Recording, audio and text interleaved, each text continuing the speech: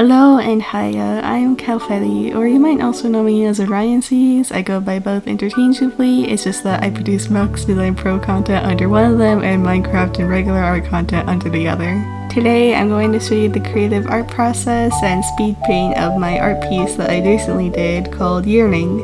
So, because my art software didn't actually get me doing the sketch process, I'll just quickly go over what I did. When it comes to sketching, I usually use the first sketch as my just final piece of line art, but I try to clean it up as much as possible. At the beginning, I was going to have the sketch be more frantic looking with a lot of uneven lines and finish lines going places, kind of like this recent drawing that I did, but I ended up not wanting to do that because I felt like the clean, kind of messy, unfinished line look looked a little bit better, in the sense of just like, it kind of shows that yes, there's a spiral, but he's doing his best to keep it together. Thematically, it did make sense for it to be that way, but for me, I just really didn't want to deal with the fact that I suddenly came up with the idea to overly detail the sweater, and just having unfinished lines going everywhere just kind of made it seem like it would be a pain if I did that. By the way, when you see me doing my initial liner phase, you can see me adding things like from sketches and then incorporating it into the liner. There are a lot of things that I randomly decided to do, and one of them was a background, and even then it's not really as detailed as it could have been, but I am not known to do backgrounds at all. It's one of the things I have a really hard time doing because I don't know, I just don't really think about it, I guess. When it comes to me doing art pieces, I usually just use real life photos that I took on walks, or I just come up with a gradient and just call it a day. I usually don't try to think about doing backgrounds because the one thing I try to focus on is just the, I guess, general vibe and aura that a drawing has, and I stick to it as much as I can, so backgrounds are just the last thing I think about. When it comes to coloring, I've been doing this thing where I just have a flat color underneath and then I just do my coloring on a separate layer. I didn't always used to do that. I would just have different layers of all the different colors of everything, and I don't know why I did that. It's way more convoluted and this is way more easier than it used to be. When it came to the color palette, this is actually a pretty funny detail, I think anyway, but it's Max's just regular color palette from his render and his rig.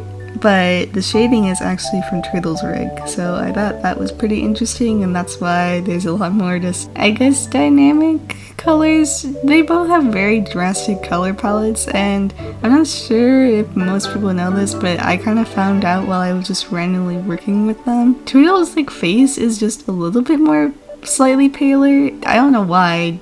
It just kind of is, and I use that as a highlight, and it was really fun. Because the way that I colored in and blended in the face is that essentially I kind of just gave him a little makeover, and I just used a makeup brush, and that was it. I know in the speed paint it only shows up for a quick second, but by god, the eyes took the longest to shade. You don't even want to know, but I was actually looking at eyeballs to look and just reference it. It was so nasty, guys. I would never recommend it, but if you have to, then you kind of have to. You don't really get a choice in that matter, but let me just say, I saw some nasty things, and that was one of them. This is such a random little fun fact, but the towel in the image is actually just based on the towel that I own in real life. It's just that I had it laying on the ground and went, I can actually just incorporate this in the drawing, and then I did. So hooray for pink towel being a clutch for this drawing today. But I'm gonna be for real with you guys, I have no idea why I even included that soap bar and everything. It is so just not needed for the drawing, but you know what? I wanted to draw soap and it turned out pretty okay. I mean, I can't say that it didn't. It did its job. So I'll be honest in saying that when it comes to drawing blood and gore, I kind of get out of whack because I kind of just think to myself, I can just spray this everywhere and then it'll look okay. My air conditioning turned on randomly, but we're gonna persist through it because we're nearly at the end of the video anyway. The little photos and notepads on the mirror itself are kind of meant to be just little references that I did. The Stay Snazzy thing is a reference to the fact that I just send people straw page gimmick drawings, and I usually just say "Stay snazzy," and then I just draw a little doodle of Max and I call it a day. I will say that I've never drawn a mirror before, but this was actually pretty fun because I just kept going to my bathroom and looking at the mirror that I own just in the bathroom.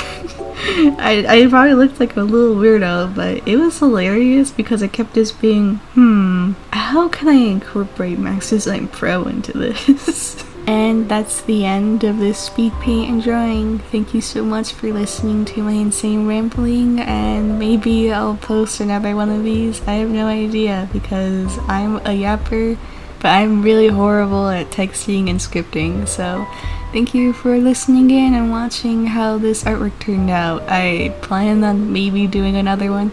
I have no idea what even caused me to go so hard with this anyway, but you know what? Things kind of just turn out the way that they do, and I'm kind of glad for it. Anyways, cheers. If you dance, I'll dance.